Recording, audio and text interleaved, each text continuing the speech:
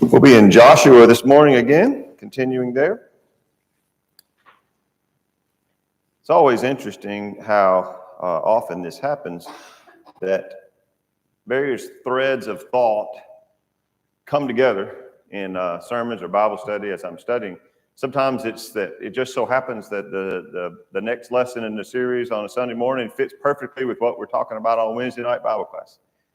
Or that two lessons or something is happening in the world or something's going on in my life. And then as you're studying, it's like, wow, that just happens to come right together. Today is one of those where there's several little threads that come together. We've been studying through Acts, and that we'll continue that in our 11 o'clock hour. And we'll be seeing the lesson is Timothy joins the team. And it's all about when Paul picks up Timothy on his second missionary journey. And then in this hour, we've been studying through Joshua. Last time we looked at the Rahab hiding the spies. And you wouldn't think that section of Joshua and that chapter of Acts, I wasn't expecting really to see any kind of common themes there. But there's two common themes. And so I'm just going to kind of plant that thought and let you kind of think about it. You might realize where that's going before we get to the 11 o'clock hour. If not, you'll hopefully see how this all kind of comes together. And that's always fun and exciting. And then as I was working on this lesson, on the last point, I went out and checked the mail yesterday, and this happens to fit with my last point, something that just showed up in my mailbox. So I'll explain that when I get to the end of the lesson. So anyway, it's kind of neat how that works out sometimes. Mickey, I feel like that's really loud. Is it too loud to y'all? Yeah, I'm seeing some nods. Yeah, bring it down a little bit. I hear myself bouncing off the back wall.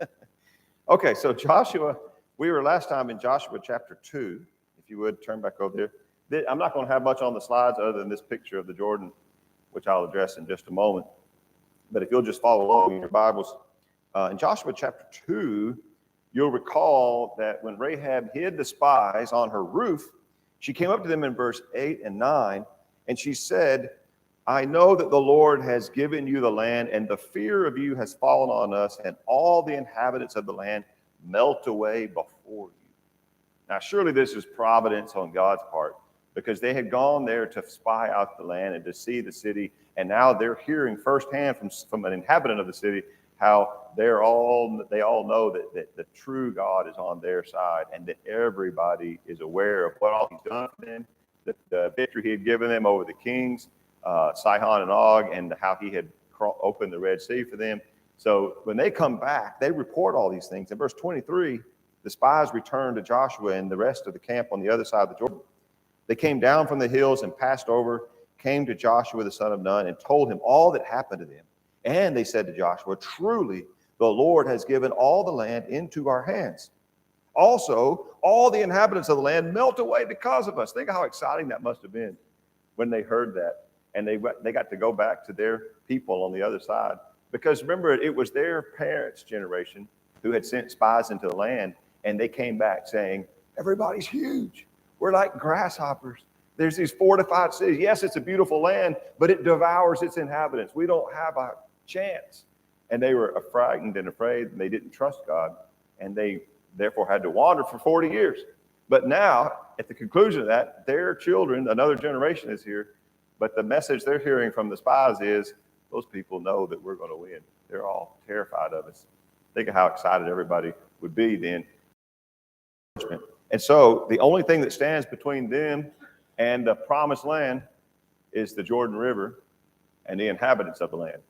So first they have to cross the Jordan, and then they have to drive out the inhabitants. And that's all that really, that's a big undertaking, but that's the next steps in this whole thing, in taking their possession of their inheritance. Now, this is a picture of the Jordan. I don't know if it's in the same, at least I think it is when I Googled it. I don't know if it's in the same region that would be down by Jericho, and I don't know if that's the way that it is. As you look at different pictures of it, sometimes it's a very arid looking area, and it's not a very big river. In fact, every picture I see, it reminds me a lot of maybe like the Elk in a lot of places, kind of small-ish river. And I'm told that there's places where you can ford it and cross it fairly easily. But we also read later in this account that the Jordan was at flood stages. It had overflowed its banks at this time of year.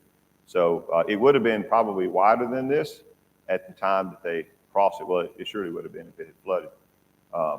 But it isn't a mighty body of river like the Red Sea. Remember when they crossed the Red Sea and Pharaoh's entire army drowned when God caused the water to come back together? It's not that kind of it's not like crossing the Mississippi River. It's a much smaller river, but it's still, as we'll see, it's going to be a powerful sign from God that he can give them dry land to walk on as they cross over this Jordan River. Okay, so we're just going to kind of walk through this, the next really several sections here, and then make some lessons and applications of it at the end. So chapter 3, verse 1. Joshua rose early in the morning, and they set out from Shittim, and they came to the Jordan, he and all the people of Israel, and they lodged there before they passed over.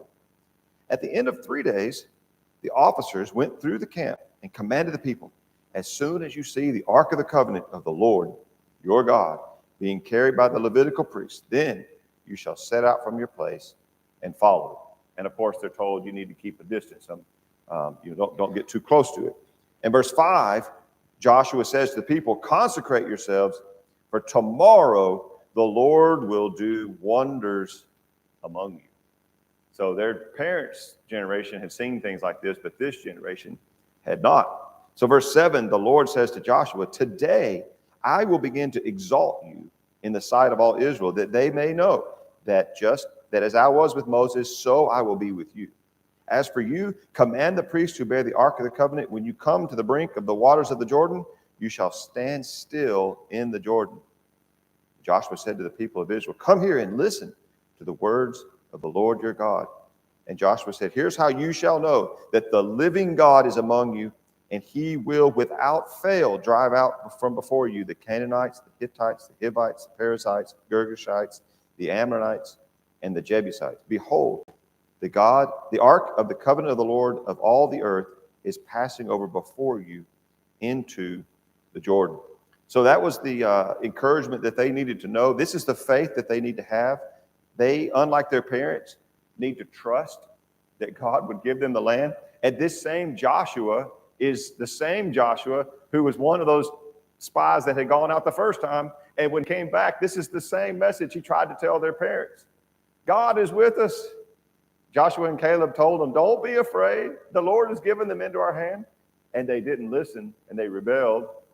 And Joshua and Caleb had to then wander with the people for 40 years until that whole generation died.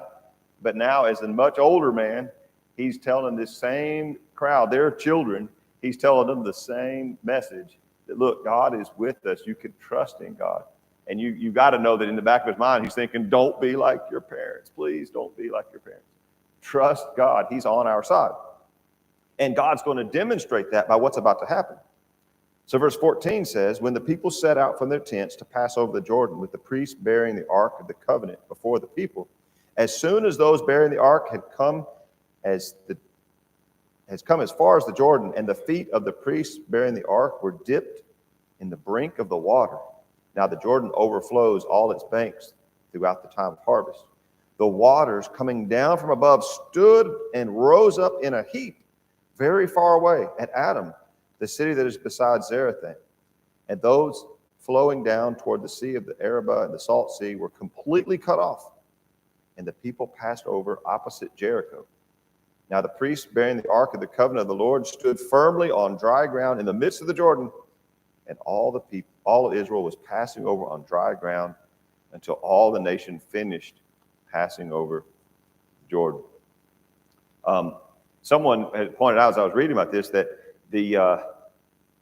strategically, this might not have been the best place to cross because they're opposite Jericho, which was the first big fortified city they were going to have to encounter. So you might think if they're going to kind of sneak across, or they hope for any kind of surprise, maybe they'd go a little further upstream or downstream and kind of get away from this big city where they were kind of in full view of the inhabitants of the land. But this is requiring faith on their part. Joshua's like, look, God's on our side. You follow me. You follow in the ark. And imagine how awesome that would be to see when those guys, as soon as their feet step on it, something happens way upstream and it just trickles down to nothing. And then you can see the waters pile up in a heap and standing there. That would be really amazing. thing for them to witness and to just know that this proves that God is with us. And then those priests, and I hadn't thought about it before today, but we'll see as we go through this, that they stand there the whole time. And remember, they're carrying this gold-plated box on those poles. And I imagine that wasn't easy to stand still in the middle of the water while this entire nation of people crosses over and not move while all these things are going to happen. So this, as they're passing, in chapter 4, they're given instruction about 2 memorials to this event, 2 memorials that they are to set up. So in verse 1, it says, when all the nation finished passing over the Jordan, the Lord said to Joshua, take 12 men from the people, from each tribe a man, and command them, saying, take 12 stones from here out of the midst of the Jordan, from the very place where the priest's feet stood firmly. Bring them over with you and lay them down in the place where you lodge tonight. And so Joshua tells them in verse 5 to pass on before the ark of the Lord your God in the midst of the Jordan, and take up each of you a stone upon his shoulder, according to the number of the tribes of the people of Israel, that this may be a sign among you. When your children ask in time to come, what do these stones mean to you? Then you shall tell them that the waters of the Jordan were cut off before the ark of the covenant of the Lord. When it passed over the Jordan, the waters of the Jordan were cut off. So these stones shall be to the people of Israel a memorial forever. So just imagine, that's awesome. So everybody's tribe, Reuben, Simeon, Levi, all those people chose a man. And that guy's job, as they was to get down there in the riverbed, in the middle of the river where the priests had been standing with the ark, and to find a rock. It would have to be something they could carry, obviously, because they had to put it on their shoulder, and then carry this rock up out of the middle of the Jordan. And then they're going to, when they find a camping spot that night, they're going to make a memorial so that they can tell future generations about what God had done. There's another stack of rocks. I don't know if you remember this. There was 2 of these. So there's the one created by the 12 men who are assigned to pick up the rocks and carry them out. But there's another one. In verse 9, it says, and Joshua set up 12 stones in the midst of the Jordan, in the place where the feet of the priests bearing the ark of the covenant had stood, and they are there to this day. For the priests bearing the ark stood in the midst of the Jordan until everything was finished that the Lord commanded Joshua to tell the people. According to all that Moses had commanded Joshua, the people passed over in haste. So I was wondering about that. Well, first of all, it's neat, but Joshua makes, a stack of rocks in the middle of the Jordan. As I understand it, the priests are still standing there while this is going on, holding this, the ark. But he sets up a memorial, and then you would think, well, once the waters come back, how would anybody ever know that was there?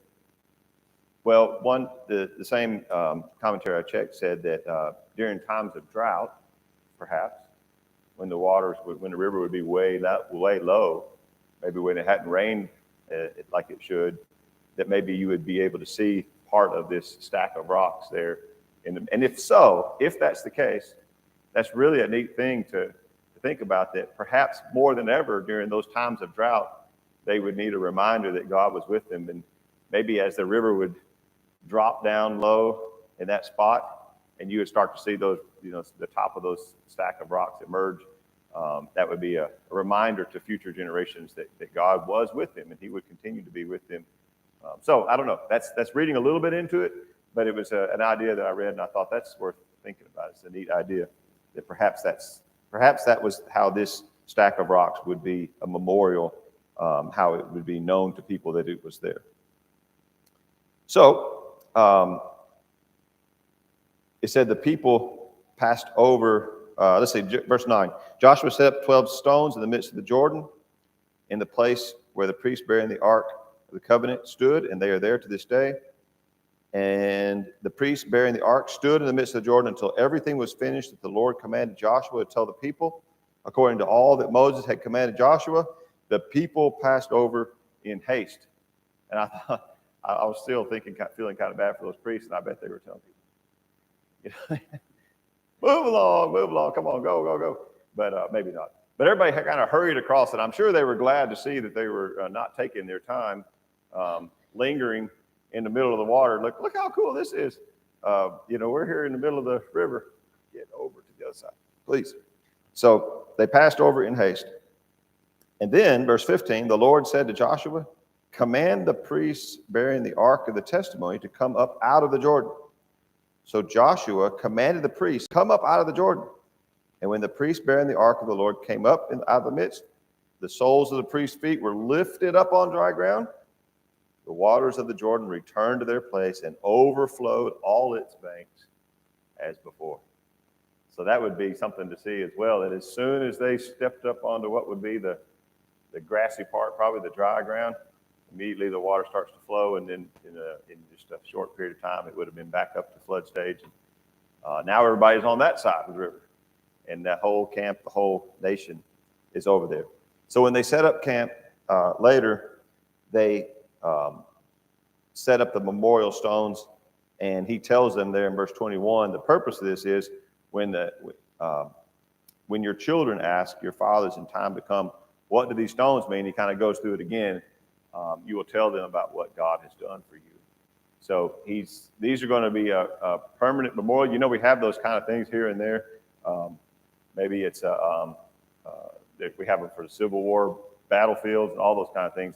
And the whole idea of that is you stand there now, and it's just this really pretty, pasture or field. It's very peaceful and birds singing. But there's a memorial that says, but in the past, on this very spot, something really important happened. And this is a way to kind of pass that story down to future generations. And that's what this stack of rocks would be. Each one was chosen by one representative of a tribe, and they were set up there so that they could tell people that weren't there to experience it in person about how God had brought them across this Jordan and into the promised land. And just think about it. The promises that go all the way back to Abraham, that on the very land in which you're walking, I will give to your children. It was repeated to Isaac and Jacob. And when they went down to Egypt, Jacob, remember, was not too sure if that was the plan, but God said, it's okay, you can go. I will bring you up out of there. And the promise was told to Joseph as well. Remember, he told them to bring up his bones, and Jacob wanted his bones brought up out of there when they left Egypt. And they've been, for hundreds of years, looking for this opportunity to finally go to this land that had been promised to them. Moses had told them that God's going to bring you to a land flowing with milk and honey, but that got put on hold when they did not have faith in God. But now finally, after all this time and all these generations, they're stepping foot as a nation into this land. God is keeping his promise, and he is giving them exactly what he had told them and their forefathers all the way back to Abraham that he would do. Now, we're going to look at two last things in chapter 5 before we start thinking about some lessons of this. First of all, there's some business, unattended business, that needs to be addressed, that needs to be taken care of. And we'll find this out in chapter 5, verse 1. As soon as all the kings of the Amorites who were beyond the Jordan to the west, and all the kings of the Canaanites who were by the sea, heard that the Lord had dried up the waters of the Jordan for the people of Israel until they crossed over, any spirit in them because of the people of Israel. As Rahab said, they had heard about what God had done at the Red Sea, and now that same God is doing this again at the Jordan. They must have been terrified. Well, we know they were. What chance do they stand against these people with this powerful God on their side? At that time, the Lord said to Joshua, make flint knives and circumcise the sons of Israel a second time. So Joshua made flint knives and circumcised the sons of Israel at Gibeath Haaraloth. And this is the reason why Joshua circumcised them. All the males of the people who came out of Egypt, all the men of war, had died in the wilderness on their way after they had come out of Egypt. Though all the people who came out had been circumcised, yet the people who were born on the way in the wilderness after they came out of Egypt had not been circumcised. So the Israelites who had been enslaved, who crossed the Red Sea and who went to the mountain, Mount Sinai, and received the law, that generation were all circumcised. But that generation was also faithless to God, you might remember, and they refused to trust him over and over, all leading all the way up to this event where the spies went in and came out and they said, we're going back to Egypt. We're all going to die. They didn't trust God. Then they were told, you are going to not be allowed to enter the land. You're going to wander in the wilderness until you all die. It will be your children who are allowed to enter the land. And so for the next 40 years, they were wandering in the wilderness. And during that time, they're having babies. During that time, other children were growing up. Another generation was replacing them. But for some reason, they did not keep the law of Moses. They did not circumcise their children as they were being born to them as they traveled around. So now, as they are ready to go into the land, you have this whole generation, this new generation of people, the adults who are now the ones that Joshua's leading. None of them have been circumcised, and yet they're God's chosen people. And this was a sign of their covenant that goes all the way back to Abraham. And they had not yet been circumcised. So once they crossed the river, Joshua was instructed to take care of this. And so verse 7 says, so it was their children whom he raised up in their place that Joshua circumcised. For they were circumcised because they had not been circumcised on the way. When the circumcising of the whole nation was finished, they remained in their place in the camp until they were healed. And the Lord said to Joshua, today I have rolled away the reproach of Egypt from you. So the name of that place is called Gilgal to this day. You might recall that some treacherous sons of Jacob had talked the whole village into being circumcised on the pretense that they would enter into a relationship with him. And then while they were healing up, they went and attacked them and killed them all because the people were not, they were basically, not in any kind of fighting shape. They were just had surgery and they were recovering, and that made them very vulnerable. Well, when you think about that, and you think about the fact that they have just crossed over right by Jericho, and now the whole camp's on this side of the river, and the waters start flowing, and there's the enemy, and God says, now we got to take care of something before we go any further. There's an unattended responsibility that your parents didn't do, and we're going to take care of that now. And the whole camp, all the fighting men, everybody, is now laid up for a few days. They were very, very exposed and vulnerable in that state. You would think, why not take care of this a long time so that when you cross the river, you're ready to hit, But this showed, again, faith in God, because they're going to have to trust God. They're going to be obedient where their parents had not been obedient. They're going to trust God where their parents refused to trust God. And so the whole camp's going to be laid up here for a few days and in the sight of their enemies. And this just showed, again, that they were putting their trust in God, obeying him. These were all the things that the previous generation had been unwilling to do. And finally, a neat little detail, and we're going to wrap up here and conclude for the day in verses 10 through 12. While the people of Israel were encamped at Gilgal, they kept the Passover on the 14th day of the month, in the evening on the plains of Jericho. And after the day after the Passover, on that very day, they ate of the produce of the land, unleavened cakes and parched grain, and the manna ceased the day after they ate the produce of the land. And there's no longer manna for the people of Israel, but they ate of the fruit of the land of Canaan that year. Isn't that awesome? So remember that they got hungry, their parents did, when they were all either hadn't been born yet or just little babies. They got hungry when they walked out of Egypt. And God said, I'll take care of you. I'll provide for you. And when they woke up in the morning, there was this stuff. And they said, what is it? And they named it that, basically, manna. And God gave them this food to eat. And even though you have this huge nation wandering around in an area that doesn't support that kind of population, there's not enough crops and fruit trees and stuff, yet they were fed literally by God daily all the way until they're now in this land that he had promised to give to them, flowing with milk and honey. So once they cross over and they're in the land and they find some food to eat and they're eating of the crops, the produce of the land that was promised, when they have their first meal from the promised land, the next morning they wake up, no more manna. The manna had served its purpose. God had brought them this far, and now they're going to have to fight and drive out the inhabitants and take possession of what was rightfully theirs, what God had promised to them. So let's consider 3 lessons from what we have read so far. The first one that I want to point out is the emphasis here on these memorial stones and the purpose of them. Several times they are told, be sure you set up this thing and for a memorial. And the memorial was specifically, and he says, in the time to come when your children ask, what does this mean? Then tell them about what God has done. So what God wanted them to have is a way to remind them, and a way to provoke some curiosity, a way to have a conversation starter, a way to get them so that this great miracle would be shared and passed down through the ages. Now let's go to Deuteronomy chapter 6.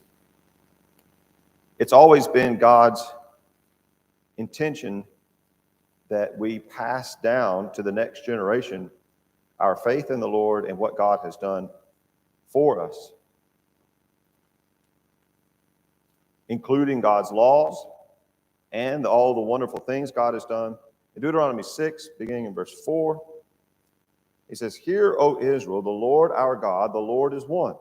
You shall love the Lord your God with all your heart, with all your soul, with all your might. And these words that I command you today shall be on your heart. And you shall teach them diligently to your children, and shall talk of them when you sit in your house, when you walk by the way, when you lie down, when you rise. And you shall bind them as a sign on your hand. They shall be as frontlets between your eyes. You shall write them on the doorposts of your house and on your gates." So notice that first of all, he says in verse 6 that these things shall be on your heart. So the first step is you who are listening, he's saying, you take the words of the law and you have this in your heart. So you love the Lord your God with all your heart, soul, mind, and strength. That's a responsibility of each of us. That's really, what you can control. You can choose to love God and serve God. You can have his laws written on your heart. That's step number one. And we might think, well, that's good enough. If I do that, then it will be obvious to other people that I have faith, and my children will see that in my life, and they will just follow my example because that's where my heart is. But it goes beyond just you love God and you have a strong faith. It goes beyond that to teaching your children. He says in verse 7, you shall teach them diligently. Diligently means you put effort into this. This is something that you work hard at. Teach them diligently to your children. You shall talk of them when you sit in the house, when you walk by the way, when you're lying down, when you rise. That's basically all the time. The conversation about God should happen regularly in the home.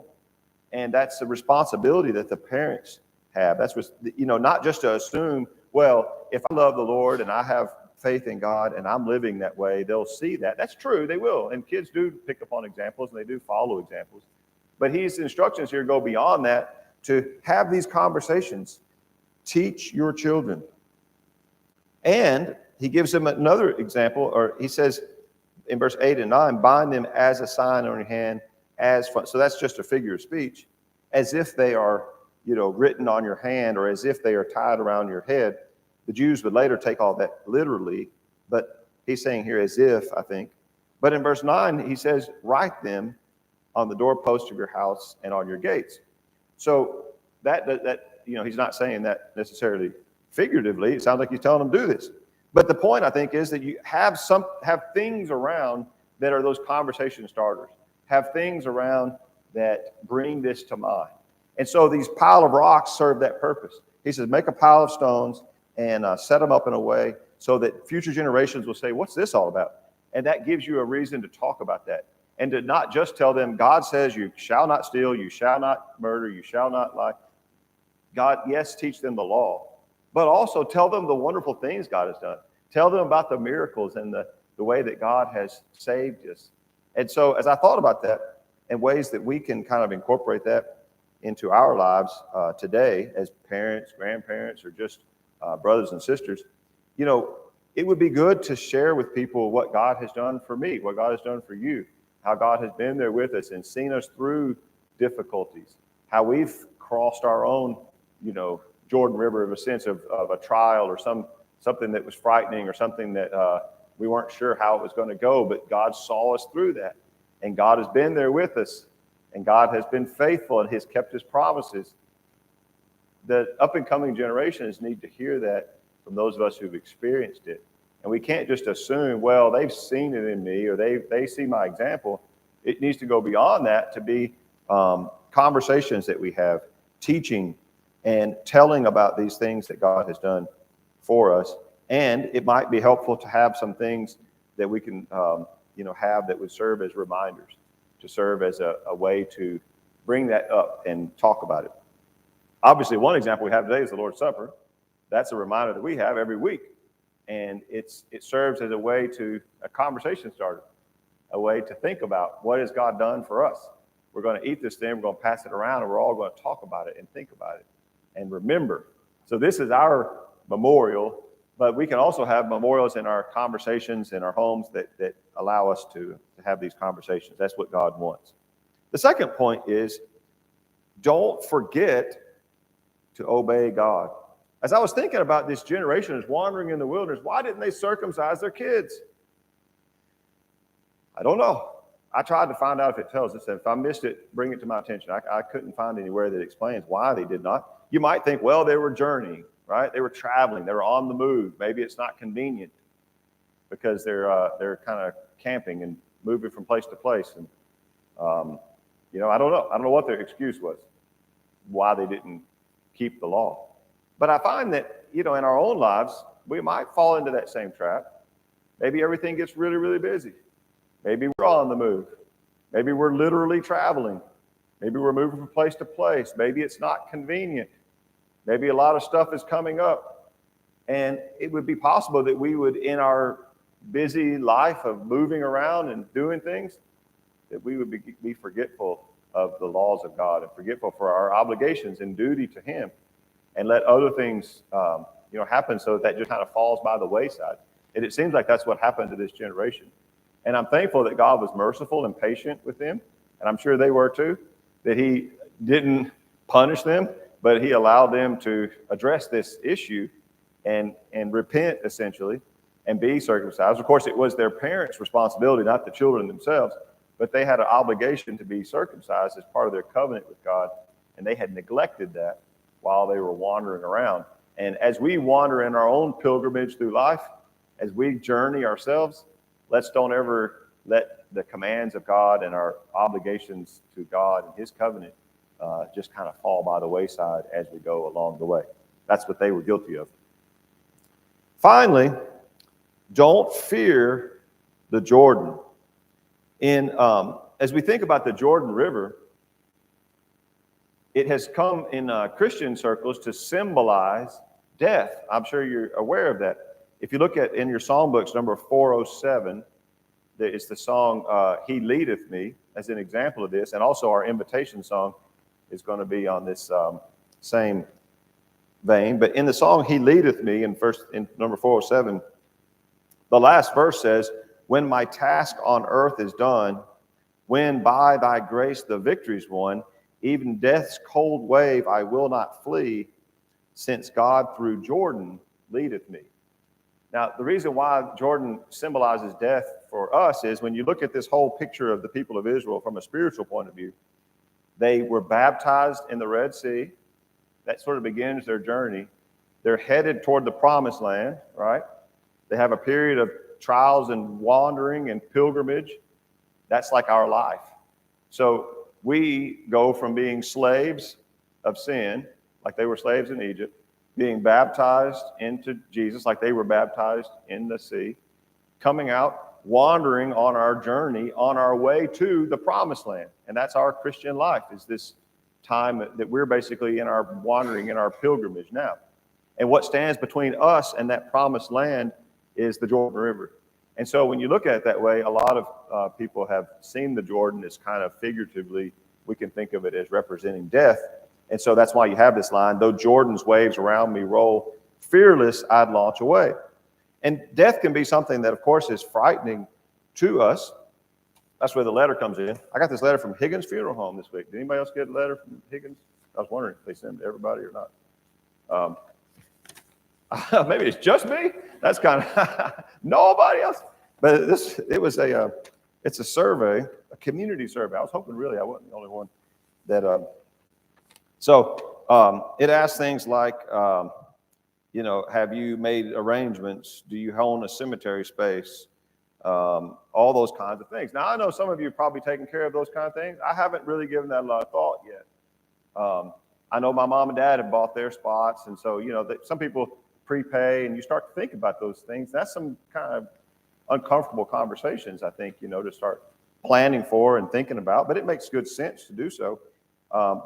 It's still a little bit strange, so it's weird. I went out literally to the mailbox. I got this letter asking me if I was, had made arrangements and what my plans were for my funeral.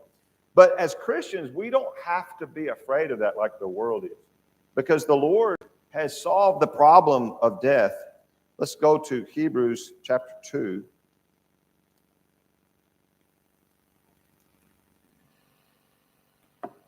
Hebrews 2 and verse 14.